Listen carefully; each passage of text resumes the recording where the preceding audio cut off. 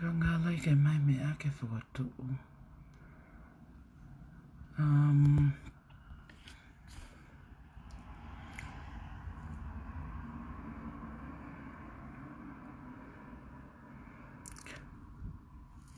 Hey everyone. I think people would be asleep. And yet, we're here. Hi Dee. Hi everyone. Koe tau alwen a tau tolu ki he live at midnight. Pangai ko lau. Fulahi e tau nini mo he politiki. Pea tau nofo ta tolo feinga'i e politiki. Ko lewe ke o hufanga ngahi fakatapu o ku faa o atu mehe o pe. Pea pehe foki ki he ata e whakaapapa lahi ki he e tau poate pule, poate apatoa. Kai pehe ki hoku kaunga ngā ue koeni i he patoa international. Patoa international lo. Pea moi taha kotoa pe o ku mea mai ki he laivi pe e lava tokisio mai i he poni, pe koa pongi, pe koa whainga taimi pe. Kai ata moau ke u ki hao hake heo whaha ki laivi o ku ko kore braki i tomo a kore whamore more atu pehe ni ka pau o ku iai haku whakaapa-apa, ku whangatunga ane. Pea ko kole atu ke malolo atu koe o alo sio he Netflix. Te teke alo lau hato hitapu koe TALANOA koe he poni o ku whekauak pe anaia pe amai politiki. He koe uhinga koe lawe koe HOKO he loto politiki. Ka koau koe poni e ki ito o patoa. And everything about patoa o tuku i ke tawhaaki. O koe ke tau nofo tau tolo whai e tau teke visone, mo whai e tau ngahi ngā ue. Pea o mai kakai o feinga'i ke tau whakawhekiki, pe te tau feinga'i halelei, whapolitikale. I kai. Pea o kou whakaapapa lahi heni ki e mau Palestini, kai pehe ki e kau me mi pakotoa o e patoa international. Pea pehe foki e kakai kona o kunau whai tokonia, manau poupou ki mau tolu, pea nau whaalotu mai, mga he tokoni kehe pe o ku mau lawe ai koe uhinga koe ngā ue koe ni. Kaikehe. Ko e kuhu mai aku ia he pōni mahala o ku mausio hake peke ngai post na uwhai he ahoni o ko kore whamore te ko ilo koe ngahi lea mai ngāhi mea o ku i kaike tau. Kaikehe. Na amau ka mata koe ni ai patoa international lo. Aki ai loto mawhana. Aki ai loto fie ngā ue. Pea nā mau loto lahi foki ke mau teke mui, pea mau mui o whakaongongo ki tonga, ki he poate ki tonga. Aia koe tokohi ia o taki ai, pese ai, a mesika. Pea na i kai ke whai hafu u loko whemahino aki, me mau mawahe mai koe me i he pēsi e taha, aia ko kui koe global movement he taimi ni. Na e whakatataha i mai koni koe ki mau tolu, mawhana au pito, he kono uhinga, e mau ngo i koko o tatau pe levolo ai mea kotoa pe i he mau ngā ue. O kui kai ke taha e na tula aki ai fieha, fie mau mawhai, kai pehe ki he holi ke tu hono loto toko taha. Aia mahalo ko participe ia mahalo o e mau teke ko te mokalati. Ke whakate mokalati e mau ki ngāui ko toa pe. Pea mau whili ai Michelle ke Palestini. Na e whili a whine motu a koe ni ke sekeri tali. Pea tauhipa anga leva. Se tita pe mo me mi pata me tonga. Kaikehe. Oku na whai mai mau ngāwe mau luta au pito. Pea na e lahi ai whawhekiki mai whangaki i isiu kehe pe ia he mea kehe. Pea mangai kulupu patoa kehe. Ko taimini ko us ilo ipe oku mo ilo ipe oku kehe ai feinga'i o ngāwe. Oku tuu ai klaupolo pea mo lila moloni. Mohai e nau kau edmini a nau tau ma nau kau ngāue. I he fo i ofa koe ke he masiva. Fakatahai mo i teke kau kanti te iti kehe. Ka mau tuu ki mau tolu, hono po waki. Ai poa te pule. Pe ka mata whai ai ai whela waki. Ka koe na mau loto taha pe mau kulupu. Ke oa te mau lea personolo.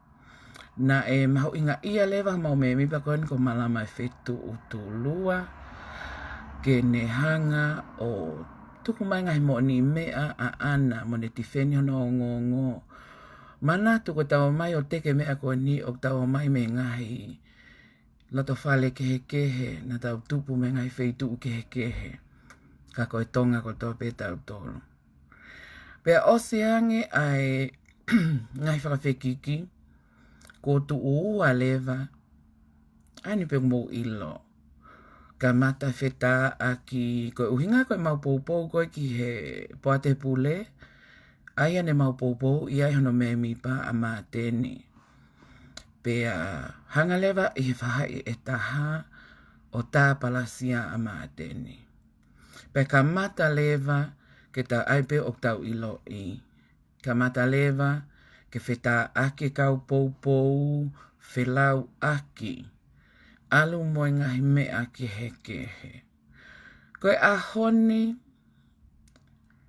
na e toki, ya o mai toko taha o mai ai whai video alilahi koe ngau ne bloka au. He? Talu ene tā palasia mai me ane whe moe poupou waki pe ai kau whai whekau. A he mau ki komiti, tuku peka malama koe whewhineanga moko. Kene whai a e mau polokana malaivi. Pea mau whakamau. Pea ke mau ako, ke mau tali e mea kotoa pe. Mau taimi lahi oku ose kata ki ia. Ka koe mau taimi ko mau fakakaukau'i ke tangata e ki ko malolo, tapuange moia. Pe mawongo i lewa o ku malohi pe. Ke TUKUNOA'I pe a lila, pe ngahi loi o mau nofo lea atu. Pe a koe social media koe ni mo e mau pesi koe ni. O ku mau tau ataina ke expressi ai a e mau tui ai. Na a mau o mai o whau. Koe uhinga koe mau tau ataina koe ia. Oku ikai ke me mipa, ho mau kau me mipa i loto i he klaupolo. Ke mau ato toi tifeni mai e ho mau ngahi o ngongo. Pe te mau toi o atu o lau atu. Pe ka iai haa mau whakakata mo haa mau lea i he mau pesi. That's our right. That's our right. He koe uhinga koe pesi a mau tolu, kulupu a mau tolu. O ki kai ke mau ato ta enana ki ho mau ngahi pesi. Pe te mato lea kovi. Pe ka pau o mau hanga e mato mate aki i ai poa te pule. Ne i kai ke kauai ho mau ngahi family. O even ke mahanga o atu hangahi mea palaku faka'uhi mo tolu. Koe ahoni, ko whanongo i he happy hour koe nā koe a tilila. me a pango. He? Me a pango ko ikai ke tau atamai tatau. Pea me a pango ko ikai ke tau tui tatau. Pea me a pango ko ikai, me a pango ko ikai ke tau tatau. Taimi lahi, oku, it takes everything that you have in you. Ke te longo, he sio, ki he NGAAHI mea. Pe oku lau mai kia mau tolu pe ku ha. Ka oku hangenia oku ikai ke toi iai ha. Kingdom politics. Timi usu. For God, for king and country, I think it's called. He? Ke o atu kiai o fai, atu kiai e. Ai kape, moe lau. Kai. Hange neu nau popo ina te peki he koe tāpalasiai o whai mai peia ki he kau patoa. Ka koe poate pule, toe hoko mai ki he kau me mi pa aia koe uhinga penai. He ilo pe koe ha ai te whito i fakakaukau. Koe tu o whihaini ai tāpalasia, nothing happens. Oku ikai ke maholo mui ai. Oku ikai ke mau really care much. He? Taimi lahi o mau lotu pe a mau whepopo waki. He taimi ko o tāpalasia ha mau me mipa. And most of the time, pretty much every week, ko mau tolu pe. Ko mau teni pe mau me mipa o international law. Ko PEHE wheunga e maulongo. Ko PEHE wheunga e maulongo. He oku lea pea malama ia, ka koe whewhine ia oku moko. Ka ko moko pea ia. Moko mo mau Palestini. But I think oku whiema uia ke te hau o TALANOA ia, o TALANOA ki a lila. PEHE ke lava tānore, she never answered her kapatu inbox, and now we're blocked, she's blocked me. He? Now, alata e tia tu ke klaupolo anea fi mahalo. He whanongo koe na e happy hour mai a umo mea. He futokanga ue ki ai ahoni, na whetutaki mai whangawhae, ko uhinga ko e e tāpalasia ko alila ki ho mau loto whale. Ni kai ke wofo ai he na e osia wene tāpalasia ke loto whale o Malama, loto whale o Michelle. E ko pai what for? Ko ke sio mai ko tu wata Malama mo hataia mautola ka Michelle. O pousia tu live ya to ai kape palaku mo hata akiloi.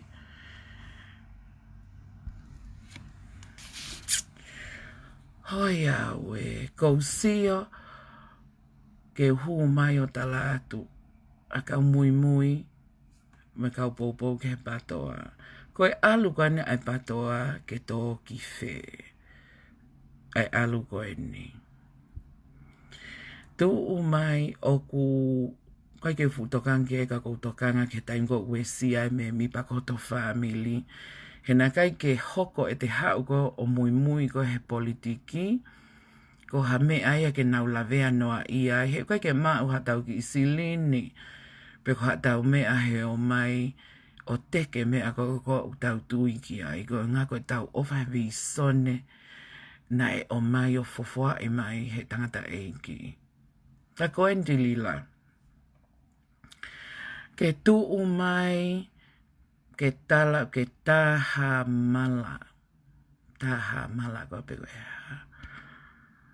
Na ke tupaki fakakaukau'i na ke ilo koe ha mala. He, ko e mau tangutu atu ko e ni, ko ho pio ka la fi mi ho aho na e whaele i ai ko e o a umai e ni ki ho vai. Ko o si tuku mai he kakai fakakaukau'i fu o loa lau mahina. Vewe ia ka mau tolu ko no uhinga ko whakatatau atu ke ha, ko hae mea mau ai. He tatau pe ia mo o hau ko tuku mai loi. Ai mea mauai. Tahani e piki a haku mata hange ko lau. Pe special need ai e kutama. Talu hange e whanau. Ka koen. Alu o lau ho hamala na e tai ho hamala. Na ke ri aki hamala i tonga ka ke alu koe o kumi hamala fo ou ki Amerika. He? Na ke li aki ho hamala ko ia. Li aki moho ki i whanau o ku kei whakahuhu. Ka tapang he moho e iki. Pea hu whangang he whakatapuka ke alu ko whakahuhu a Amerika. He? Pea ospe ko ia ko ke futoto atu koe. Pea ke alu na o mau mai fo i hamala mai koe na. Ke taki takai holo. Ko fo i toto atu. Pake toke haulewa ta ngutu. O ke ilo ho whakaofa ho o tau kakapa lila. Tau kakapa. Ho o mo ui mei ho o tupu hake. O a umai ke taimi ni ne ikai pe ke tau tau tolu. Pene ikai ke tau o mai tato politiki ke tau na. O ku mau maa ki mau tolu ia. Ke mau nofo TALANOA e ngahilelei. Ko tape, whai tape kina aki mau tolu, mo e mau ngahi mo ui. A mau tolu ka international law. He? Ko ke tala manu ki ina uha. Ko ke tala ini ho ako iria hona. Ko ke laka nge ko ia au na wako i tonga hai. Tamai ke ta whakatatau maka. Iwe! Iwe! Te aipe ho mea koe ne ai. He?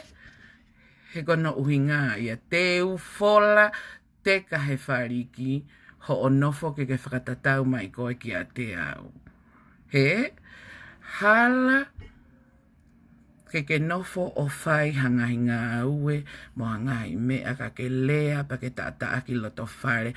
Ka ko hai e lea atu ki ho loto whare. O tawanga pe kakaitonga pea ku lea ake kakai ko o ku mele te e o toho tau pe ki tu a te kahe hala e nau whai e mea koe o mai o ta aki mea nau to o ngamo ui ke whakatatau ki a tau tolu. Ho o tau kakapa.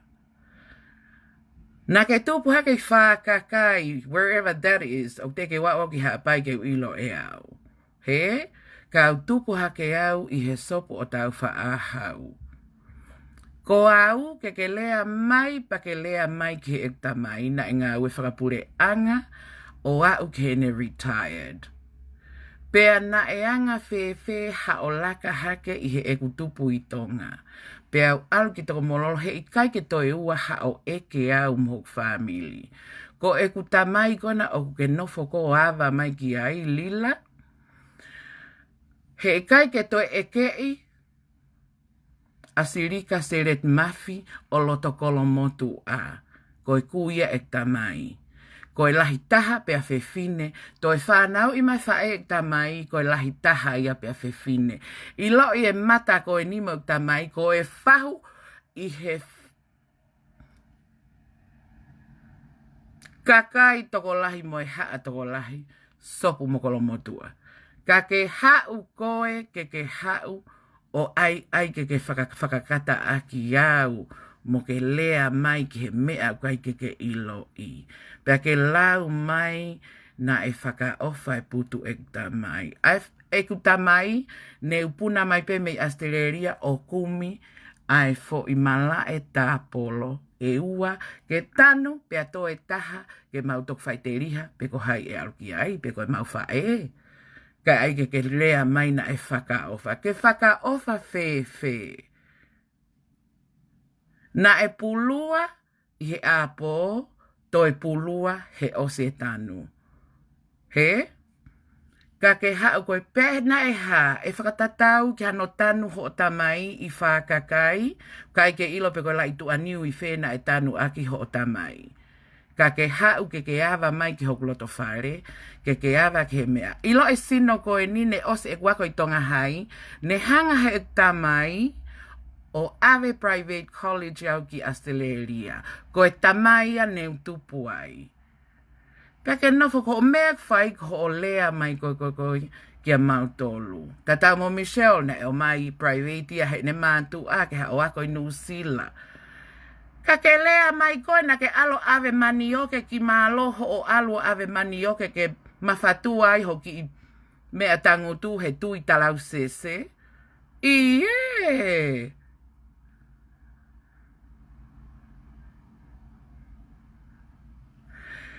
Whakahela ko o hau ke holi ke taata aki.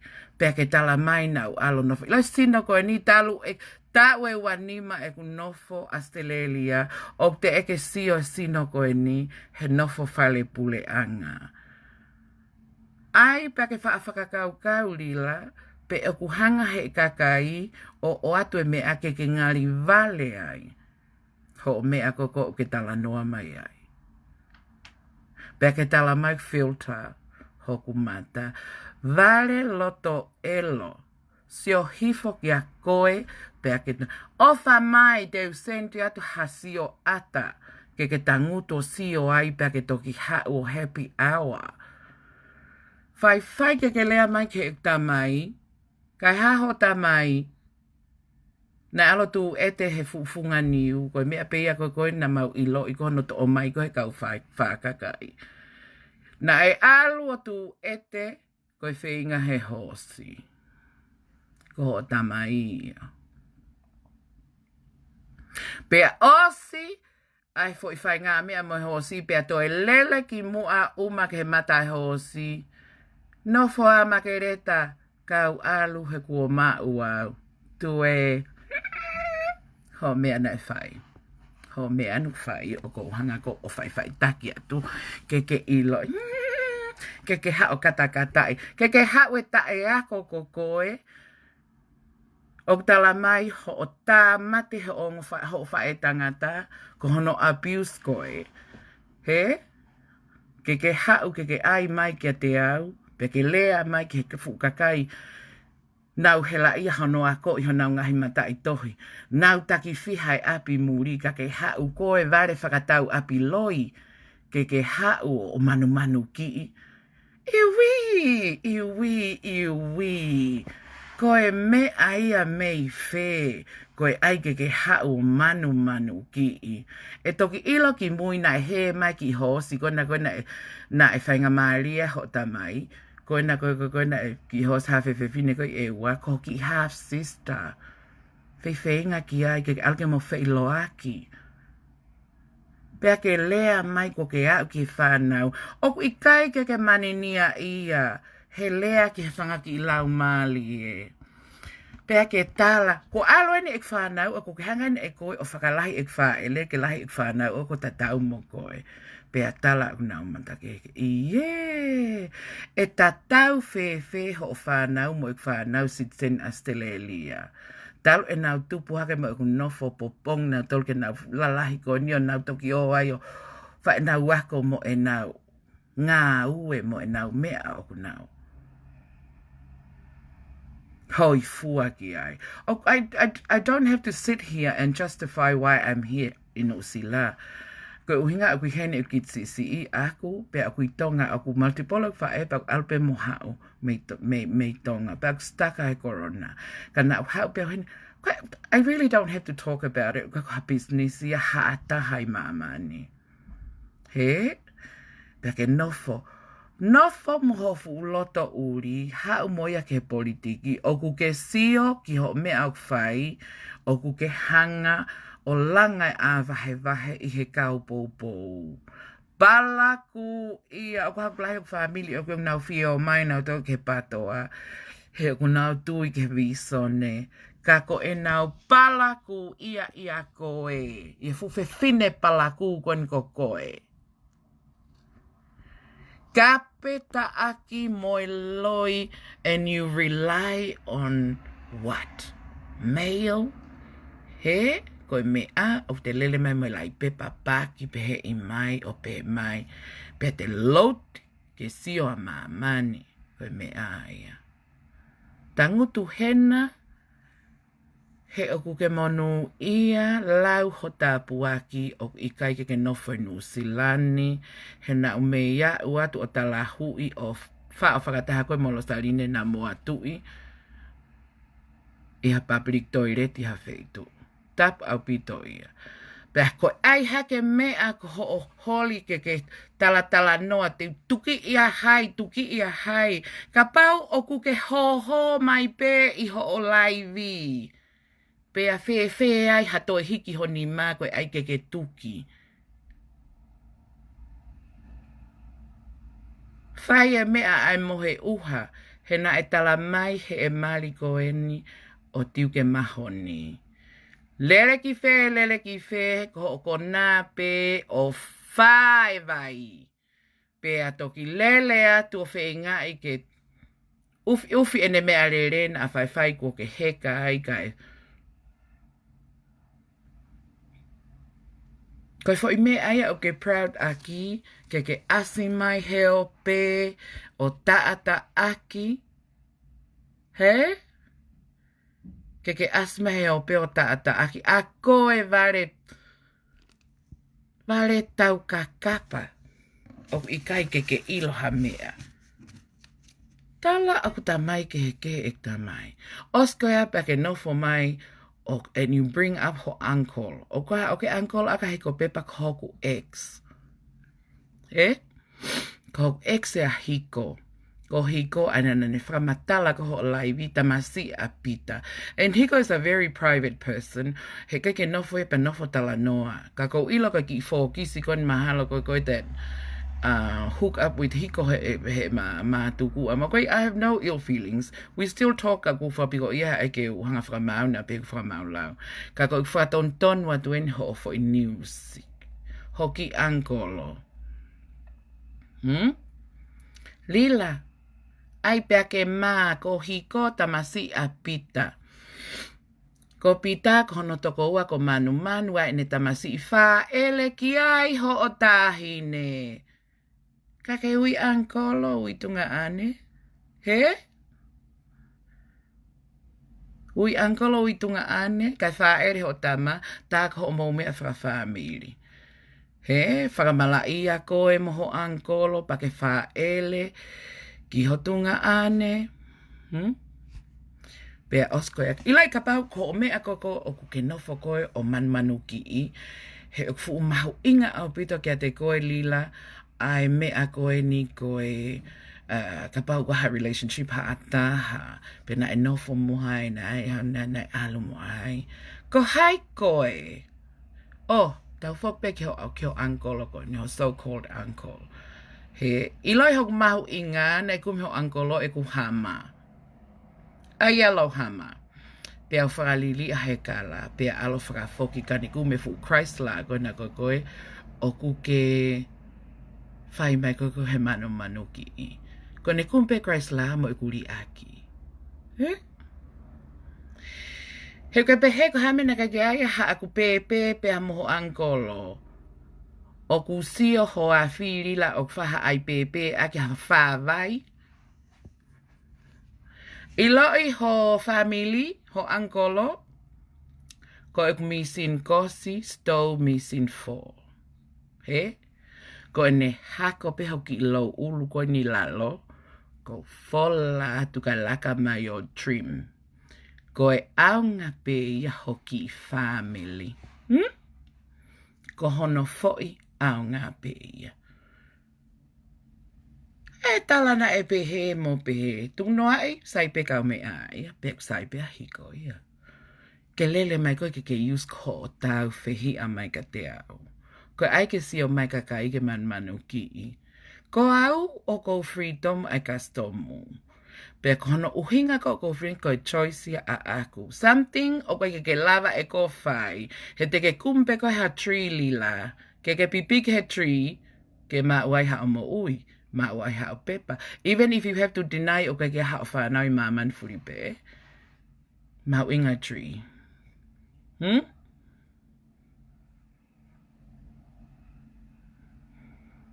Oia we whakapo. E ku whiu honolomi hoku lo ngutu. ke ai ke ta ngutu mai mo fufo I tona kona o kutu uho mata. Ke lea mai ki a te au pe ke sio mai pe ko whē mea nei mawhai fitu, tui fitu. Ko e tui fitu e na ia, o ku lue holo ai ho fine e ki o mei masori, he ko tui fitu e nana e o atu ko ho whae tangata. Tapula ke te nofo pa ke te ai pehe me ka te au.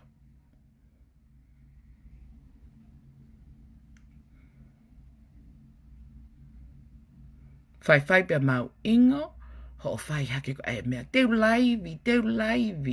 Teu ha. Pea mau iri whia ko tu koe taimi ni, ke whakalaka koe ia e sita.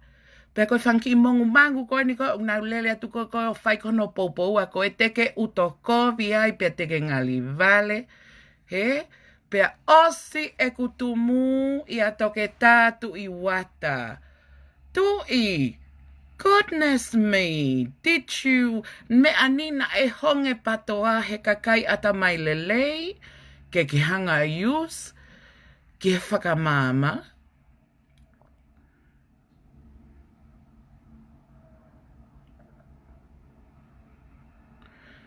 Hoi, whakahela mo oni, ko e tau lea I he whine mo tu a ta e nofo noa. Ha o tu mai, pea tala na e tūri holo hek whae, e toko wak whae a stelelia. Ko inga ko no nofo. Ke nofo ko no nofo moho family, pea ke hanga ai ko vi hok family fonu whai whekau. Ko toko wak whae a stelelia ko whai whekau. Pea my mom has 3 sisters in Oz.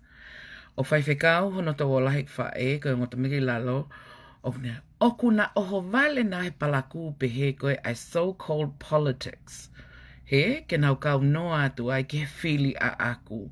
Koe mea ko asmai ki mua because I do stand for everyone I he patoa international. He ko ikai ko au pe utapalasia. He? Oho vale nau tore na teke TALANOA PEHE tu o tahai mani ko mau whanongo ai. Peha, oho vale pe ko haue fu upus whanau ia pea mei Amerika, o laivi mai, I he whamiri mauluta whi ofo o whani. He, ke ilo iau lila, koe fo I pele pea ho mau whamili. Koe fo I pele tu kano I mata koe mea ko singkolo pe enei pea au, because it doesn't matter, I have the support of my family, both my dad's side and my mom's side. Pe tupe ke kote, he na hela ia e kumatu a HONO ako iau mo ave au ki muli private, ke o alo attended college private because they could afford it. He? Kako ai ke kote ai, I don't know how he's been died. I don't know how he's been killed.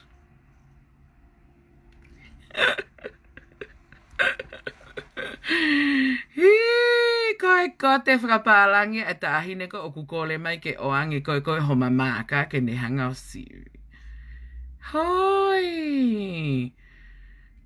E ne fakakaukau ha koe ha o ke fakakaukau ko nofi Amerika o ke love o ke laka iau. He I kai be e os ho mo ui be te ke alo tun vau be mo se tane I heri o te e ekipe ke ofia mai. O mahino atu ia ko hofu lo mato lupe fua koen ko koe. Ai hake mea ko a iskapetala filter mata. Tuku ho o listen ki he fine matu a lotokovi mai koe ka te au. He koe mea nau tui puloa tato kape mai koe ka au koe iho o mou ki I pēsi. Ko e nau mate hei rifia nau si o ko ngā whahi ho nau si ka I hosi. He koe kai ke ngata pe kwa ngā whahi ho nau sika, ka koe kuhanga koe o whakakaikai tangata e nau kakai tangata. Te uhola taki ho nau ngahi marika nau paku .com pe ho nau ngahi api. O talo ai pe e nau tuhu. He?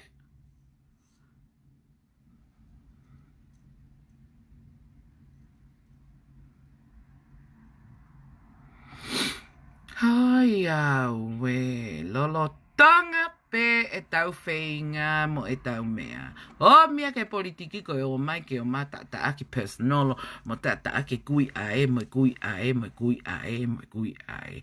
Oi a we hoto whakapo. Ai fuu fefine palaku fau kokoe.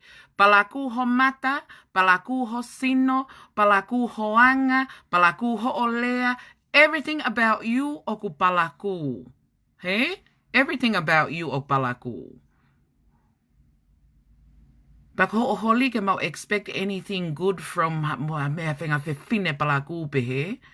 Oku ke hau ke a mai ko mau loto whare, ai puaka o fu mata i puaka toho kokoe.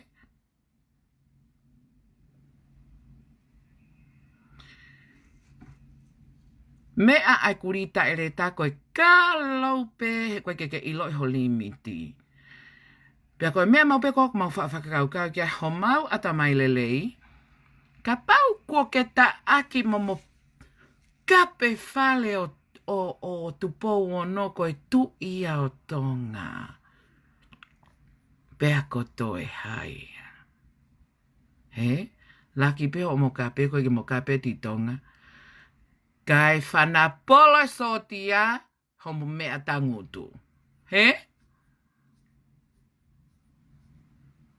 Pea ka pau na ko o kape maeni heni.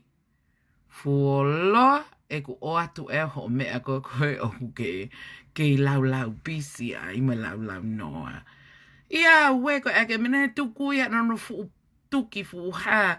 O ku ke ho pe i ho laivi. Pea fe ai ho ai ke te ai ke tai hata. Nai alatu pe fe fine fola hao pa tataha ho a fi he pinko pea ke moulu whakalongolongo pe o alu. Hi ai pehe. Ko o hia pe hoki lo ngutu. Mo ki hau ko whakamatala mai mo ki whakapoto mai. Vare kai pa anga.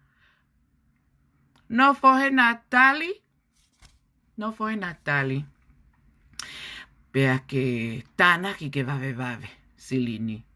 Fupan ke kona e tui Amerika. Who in their right mind would want to give money to invest in the bank he kai ke nau si o haha. Ok o mai ha receipt hata. E noko ke kape mega mautoro. Ila ngā ue kona international loko ngā ue e kakai. Everyone knows if you make any donations, whatever, you get a receipt, you get a whatever account, at moho whamatala pa anga, ke fie mali e kakato. And that's how it is. He? Pa ke lele mai leva koe.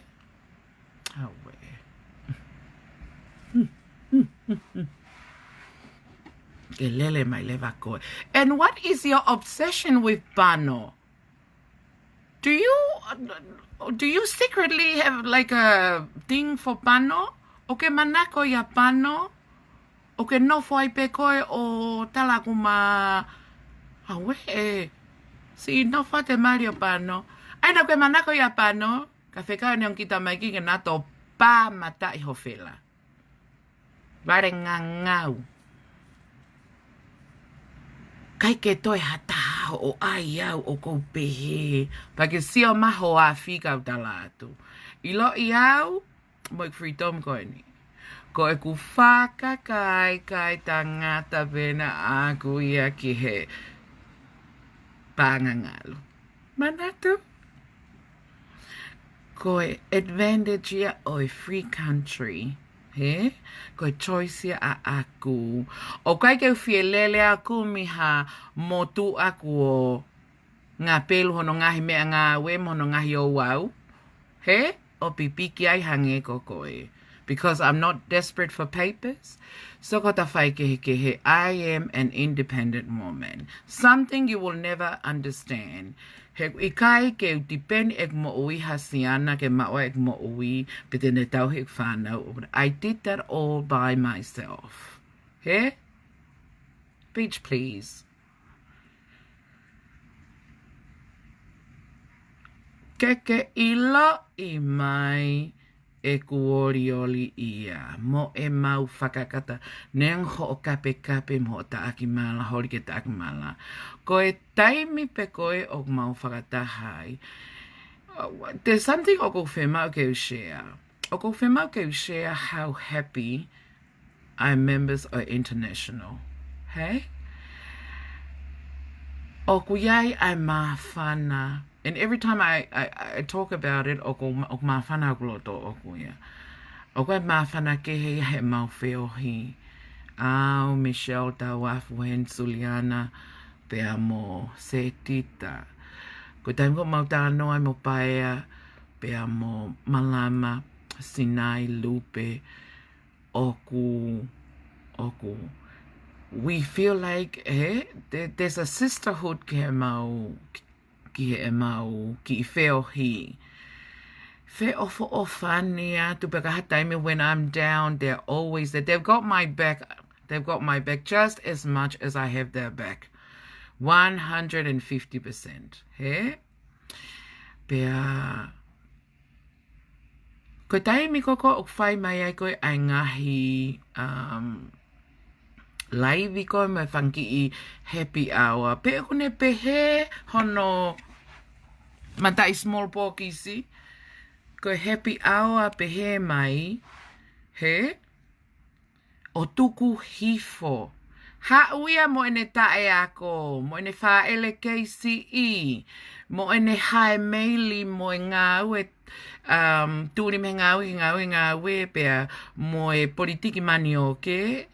Kene manu ki I e kakai ko eni ko nau made something of themselves. Ne tau tutup ko tau pehi tonga. Pea na e ko hange peha dream e tau ngai mātu. A mai mea ke tau oki muri o mao ha tau ngai mo ui mo tau mea. He? Ha ulewa ki whewhine kon malo e nea o ki muri ko uhinga ko konteina mani o ke. O ne holi ke ne manu ki I mai. Ai mautolo. Or anyone for that matter. Pea ko ilo kwa TOKOLAHI e kau mui kon ai klaupolo. O kunau mate hena he. Yes, Lila, hana te manaki taka esi te smith mo kau apostolo. He? Everything is yes, Lila. Koe uhinga pe. He? Mate na he. I feel bad for you. I really do. I feel sorry for you people. Ho o mo mui MALAVA he.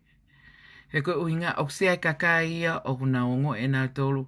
He kake nau lava nā tō matu uaki. A taimi ko hanga e lilasi o hake nau matu a. Mo e nau kui. Mo haifua. He?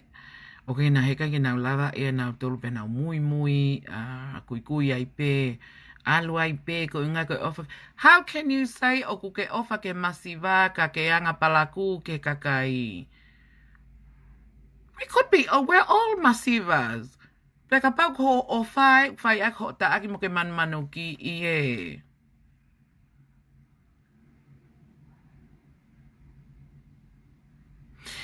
Koe ku hau koe ni pia ko ke lai peke pe mai patuani. Lila ko talatu ni ka koe tuku. He ko ho kai ke ngata pe he mau ho pio ka lafi. O ke mana tui, you have made an enemy out of anyone. Ko tā palasia mai koe au. Ko au I consist of how many ngai familia fiha. Nau whakariri ai a koe. Ko tā palasia koe paia malama ma o kia nau ngai mahen ngai family. Nau whakariri ati a koe. Koe kakai koe o nau hanga ko ilo I lelei koe moho ngahi o au. Koe nau mea peku whai koe tohi mai, laku mai. Laku mai, ai mea ko toa pe fakauhi mo koe. Tuku ho o holi ke taata aki. He e toki tanu pasikai, ai lau koe a se tita moto apuaka. Tukua e politiki, ka ke alu ko pine he lare kini o kupau. He? Maa kutu ka pana ke ala ke peko ia o lare kini ata pe, you'd be such a happy person. You're probably happier than your depressed mode now, hohage batoa. Me take fakakaukau'i ai a koe, Lila. Ka kai kono nato mui moi ofa. Moi hafua e nau mea nau mate aki ko ngape nau loto ofa ke whahatokoni mea, which is beautiful. Ai mea ko ia. Hua no ka pau oku ke tāna ke tu pe iwi e kakai mo mea. Iho o anga palaku. Hua noa ka pau na ko haki i whewhine anga whakatoki lalo koe. Whewhine lea lelei lea moko moko. Ua noa ka pau nae. Ua noa ka pau nae.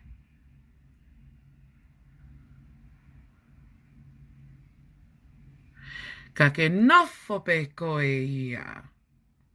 No.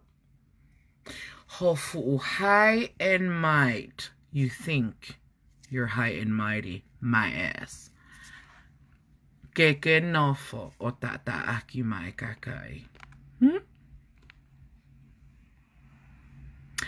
Fuoloa pe MALAVA mau poto he lahi. Moi happy hour. He? Pea moi hafua. Pea tuku ho whaanofo lau mai. Tala mai ko pehe mo pehe ho. I take you out personally. He? Tuke la welfare me mea. So my Lila, ila for lipstick ko wear. It's more expensive than any of your outfits from head to toes. Ko mea ko tope tui me ho ulu. O hako ki lai vae. Ho time ko me ai.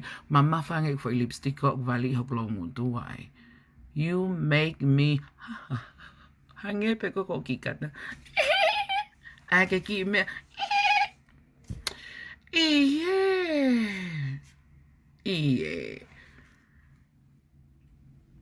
Ie ho ha'u e kuri ko koe ke ha'u make fun of us. A mau tolu na ospehe atu ko tau pui tua o Kaikehe. Na mau tupu hake mau tolu he loving parents. Na e tangutu e mawongo mātu a o whehanga aki. Hono fota ki mautolu ke mau fōlelei mono NGAAHI mautolu. But most of all, hono ako nekina ki mautolu. He?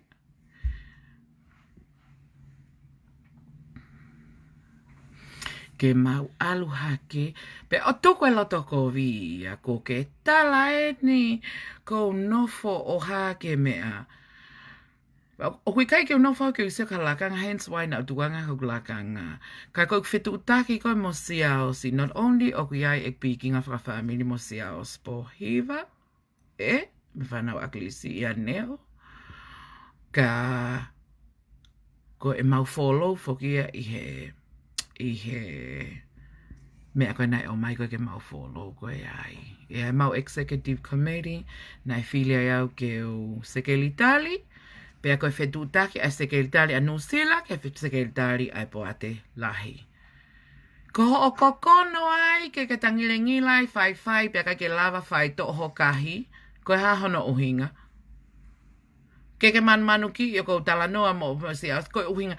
Pea ke ai mai koe sai pe hoa siao si, koe ke kawi ha mea, ka ke nofo pa ke ai hake ai ke lavea no ia ka Kaikehe. Whetu takma se asi he mea whakapolitikale. Ko e mau TALANOA me ai anu silo ke ilo mea e koe. Beha moho tanak pa anga kona raka ai container kona nake ai. Pa ke nofo ko ai. Pe o mai lewa e siaos me poate kia mau tolu ai ngahi mea ko anau tolu ko upul loto ke tukuat ki tua. Ka ko itai ke mong mangu ai ke ha. Fai pa ke tunga fulfulua he ita. Ko itai ke ha, peke tala ko ha, o ke seo ho whakasesele o nofo hataha, ko e tau malu i koe patoa, o koe ke tau seo pehe, ke tau whafunga ke ai mai. Whanongo mai tilila, me a hipa, kau tala atu e ni. Eke kia piveni piukala, eke lele kia piveni ko ene trip mai ne fia ki nuusila talo e ku hao, o whiohi e kamata ke ai e patoa. Ke ke whakotu e patoa i nusila. O ku mamamiri aha moi po uri mo piveni. What happened? Nothing. Nothing happened. Because that's me. He? Eke ka piveni. Fe ala piveni o eva po uri ha mau a aho. Alu ki fe mea, alu ke aho ki fe mea. Mama piveni ki fe alu mo kakai tangata I fiha fa o sea ko ako alo ave nau tolu mo ha ospetung nau tolu. I go home.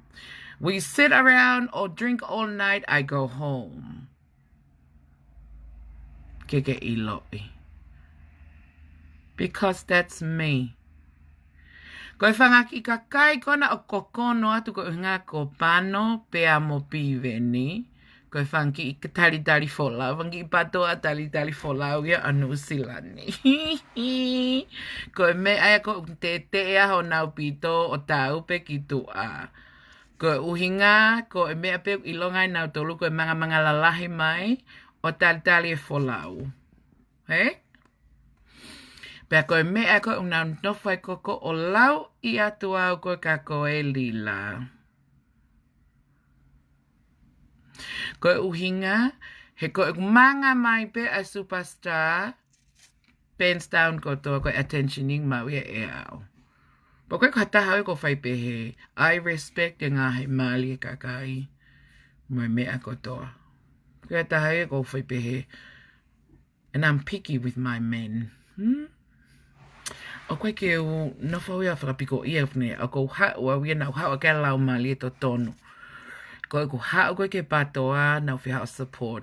Nau whi mao ke protect e au e kau whakafofonga. Mo kau hafu au nau mai whi kau aku me patoa, o e aha talanoa ka nau tolo o e ha mea. That's me. Pea ke pehe ai, ho puaka o fu, ko hai uhinga na nau whalala mea ka te au. Ke nau o mai ke te au, la kanga mo me peu. Na you fi mawa mea. Ka ke nofo mai koe ware kua uua. Se tongi se tefe. Ke hau koe o ai pehe I mai mautol. Tap au pitoia. Pa ke sio mai. Ke ai koe kautaki na I pehe. Koe kautaki na I pehe.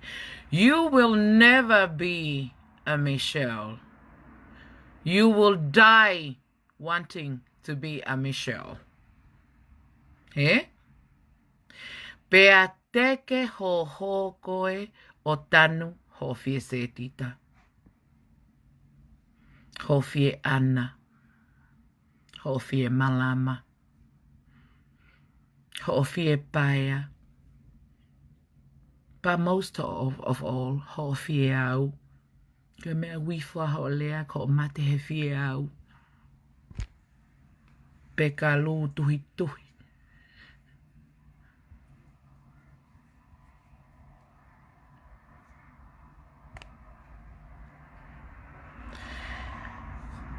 Koe ku lahi atu koe niko mawhana, but like I said, te tok patoa auhu. Na ke hau pusi lahi, koe whakatonga lelei foki ia o big cat, koe pusi lahi. Ew, yak.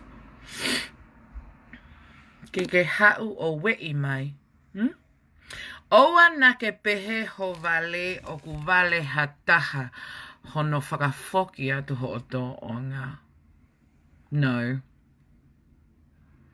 But we have dignity. We try to hold on ke mau luta mo mea. He?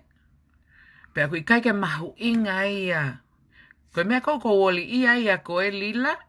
Ko lau kong mei tokotol mano followers mo ha. Who cares? But why is it so important ke attack mau tolo koe mau ki kulupu koe me mipa pe wafe tupu. There's a problem there.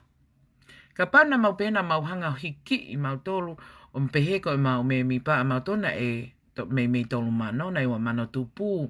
Ka mau wafe pe mau tolu ma ke mau mahi no e uhinga kou whaia I te ita mo mea. But no, it's the other way around. Kai lewa ke mau fu mahi no lewa mau tolu piko hano uhinga. Koe mea pe o ku mau the conclusion we draw ko vi ko loto. Pea ke whakamama o me he fakakaukau. Oku mau lotokovi atu. Kia koe mo ngaue. You are the last person on God's green earth. Te mau fie lotokovi ki ai. Hey, what have you got? Honestly, an old husband who does not work to support your fat behind? Hey, what have you got? Stupid followers? Now iyo pake kape pe. Go se tane pe heli. Kanau toki fai hake pe I he pas tapai laini iyo mamea. Kau ke fia mau ke ilo au lila, as mai pe e koe ke foi anti kona ko Pamela mahe. Ke ne talatu who I am. He? Pe a koe tamai e kona haumi ai tapuni I hongutu. Aki hafu hiku I hosi. Tapa opina na ke te ai ke a mai ki hoku loto fale. He ke mei o vale pe kutu at family e tamai. O kini I ho ulu ke teka. To o mai o ayo hange ko mea koe taimi ko o hoka I hafu huosi pe iti o foko tu uai ke sio ko toa ate patoa. Lau pis te.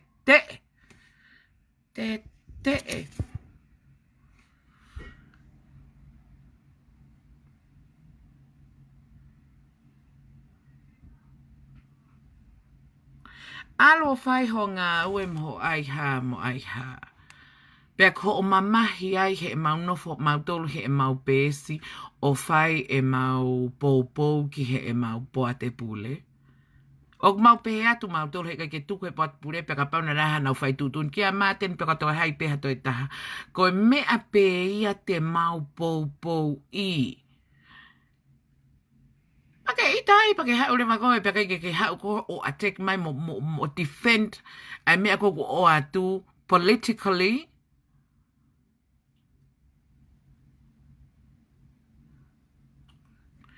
Hau he politiki ka pau ke pehe ko foi e ko he politiki. E ho, I think. Foi e ko he politiki. Hau o whawhe paki politiki.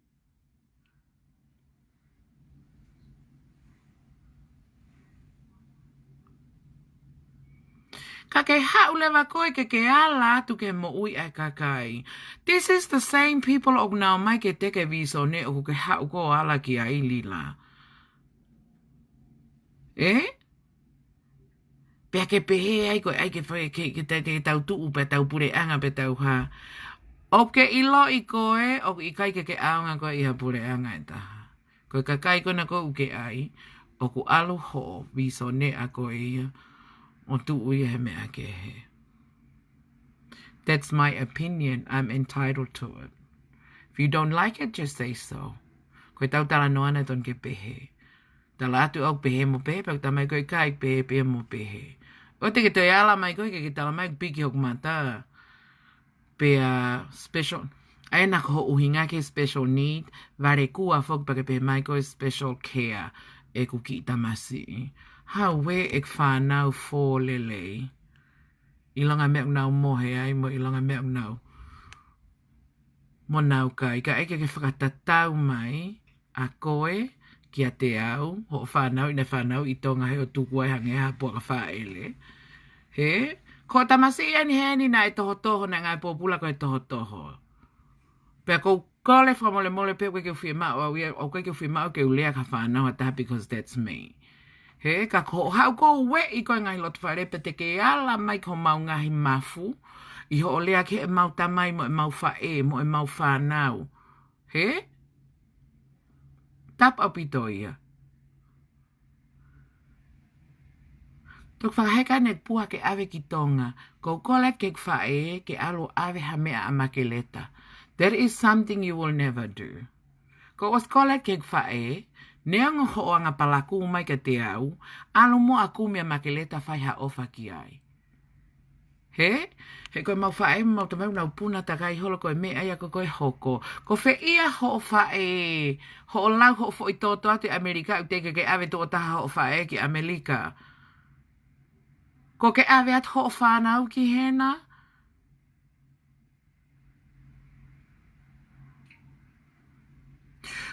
Lahi ho taimi ke nofo happy au a tānaki. Ho tau seo maho o āpo uli koe o tā tānaki koe meile koe e kakai koe palaku me mea pa ke tangutu ke hau koe o ngalivale ai.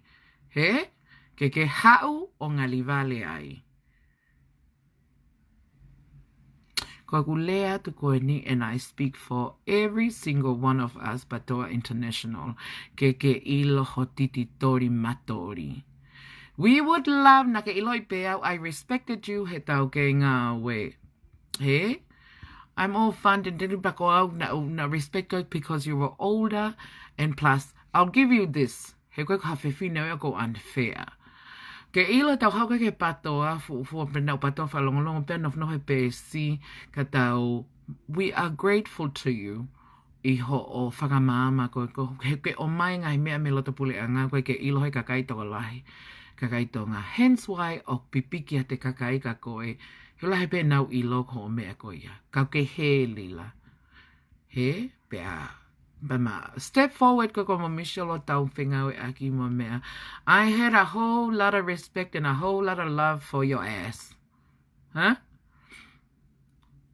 Pea ko alu pe koe o kamata ke hori koe ke pule. He? Tu mai koe ke mea hoko nusilani mo mea. But anyway, pa koe na kai ko hafu mea lahi pe osia pe tau alu. Pe nai ton fo ke tau aki TUKUNOA'I pe e tau tolu. Whai pe homo mea, whai pe mau mea. O ke ngawe aki mau pe loi. And for the and God knows. Mau no mato lea atu ka koe. Koe lele mai pe koe ho whanga ki isi ko tā fure heu. Matai malnutrition ko ni matai homeless. Iko na unao mai ko no folo pe ko whakasio le pe si screenshot e mau ko meni. Ke mau pōpula he mau ko meni mo e mau mea whai i he mau own page. Pea mau lere steste tasi. He? Pako ita mai he kapau te mau lea mai ha. Oku ke alo pōpō i lau mai a kakai mo e kape mai a kakai. Mo e kau pūloa nge esi pūloa ngā tata. Pūloa prestiki kona ko unau lere ko kia hanau ngā kau. Ka nau pūloa pe ke nau atu. He? Ke whai mai kape. Funny.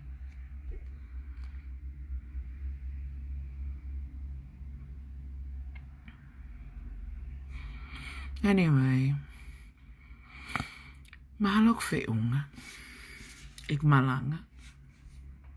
Ia koe lila. Pea hei kai tuku ia. Te u lai vi pe au ia ko wifo lai vi a o te ke te hau ki ai. Te kamata ko ni te lai lele politiki lele me pe e kai te os te lai vi ako. He? Te os lai vi ia.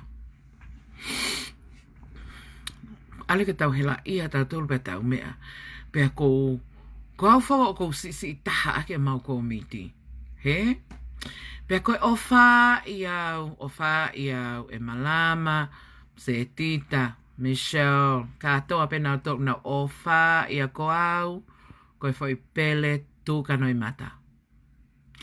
Pa ko maa whana wawe mbetu me a, he, pa taimi ni ko whaasiat pe, but I take their advice every single day.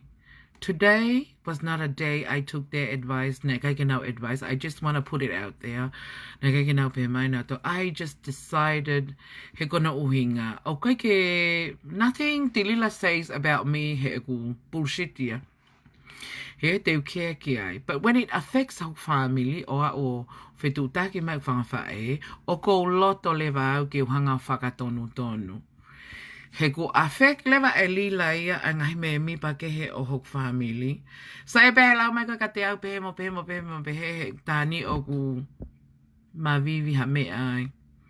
Pe e toi lanu koko a hok lipstiki, pe e toi tui fitu hang mata hangi koe ne TALANOA. He? Ki toka ngau ki ai. Ka ko ne affect pe ko hori ke after my and thank God ko whanau ako ke nau potan tehele a whakatonga lau whakatonga they have no interest ta whainga mea ke nau mo uana tehe nau ngā ue mai nau wako he ke nau te iloha mea whakauaki mai ngahi mea koe ni but it's still wrong ke te nofo hu atu ki ha atakai mo ha api mo ha mea o whai hangai fu lau tae tau, tae mo oni ki a whamili. Kai ke sai, pena i kai ke tau o mai tatolo mui koe o mai o patoa mo o mai koe te ke visone mo e hāfua ke tau o mai o mamahi ai ho tau ngai whamili. Ka pau tau mamahi ai tau follow pe kona. Ka koe ne alu ko ke mamahi ai o affecti ai ko ho tau me ngai me mi pa. He, someone has to tell her to stop. And even, okay, ilo whakoi lila ko tae fie tō ko ne api ko ne, teu pātu. Yes. Whatonga me kaka pau ke fie part 2, part 3, part 4, ko ulere pek pāti, ake ko ni ke infinity and beyond.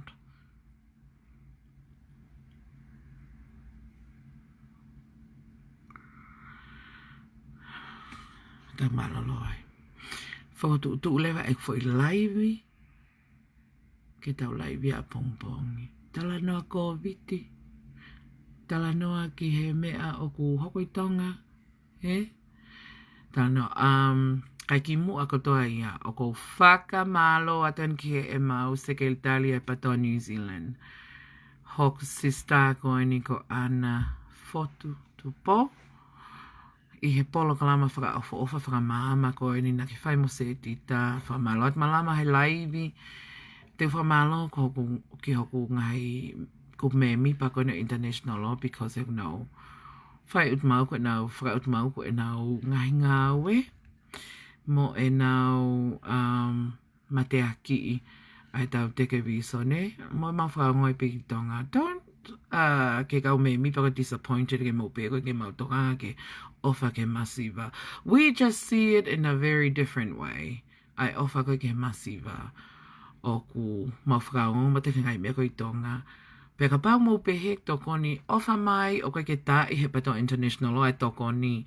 Mou alu o tokoni aki ai lahi taha.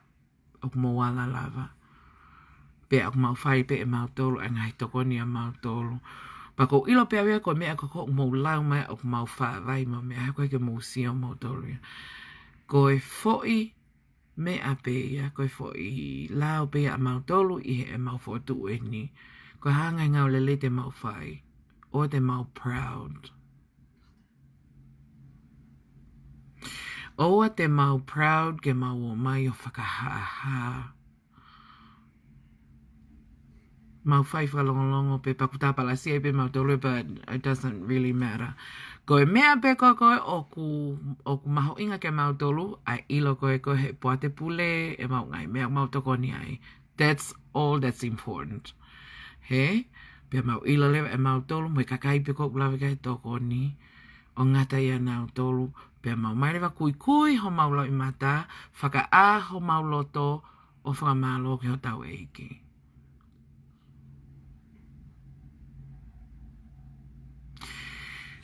Mahalo ko mauloloa e tau talanoa. Pea ko kore whakamole atu ka pau nai tō ki tua e ku ngahi lea. He? O ku iai e ngahi ngehi mea la lahi ane os no whatu hoku loto ke mea. Kai tuku ia. Ko unga ko o ko ofai mata o e mau kau e mau committee international Pea pehefo e ofa ke mata matu ana ko naki iau.